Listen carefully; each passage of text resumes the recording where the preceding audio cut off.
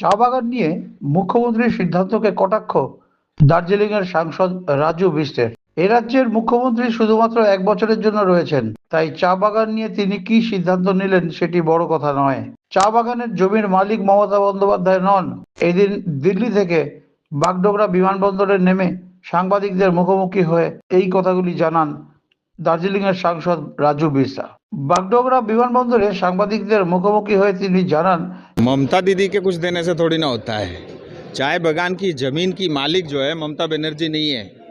वो 1 साल के लिए अभी टेम्पररी मुख्यमंत्री है और उनको किसी प्रकार का ये अधिकार किसी ने नहीं दिया। उनको दार्जिलिंग तराई डूवर्स की इतिहास में जाना पड़ेगा।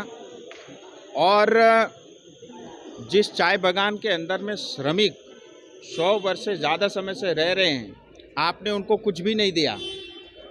और उन श्रमिकों की पूर्वजों से ज़मीन सरकार पहले ब्रिटिश ने छीनी, उसके ऊपर चाय बागान लगाया, और जब ब्रिटिश चले गए पश्चिम बंगाल को केयरटेकर बनाया, और आज पश्चिम बंगाल के मुख्यमंत्री उस ज़मीन के ऊपर अपना अधिकार अगर जमाती है, हम इसका घोर विरोध करेंगे।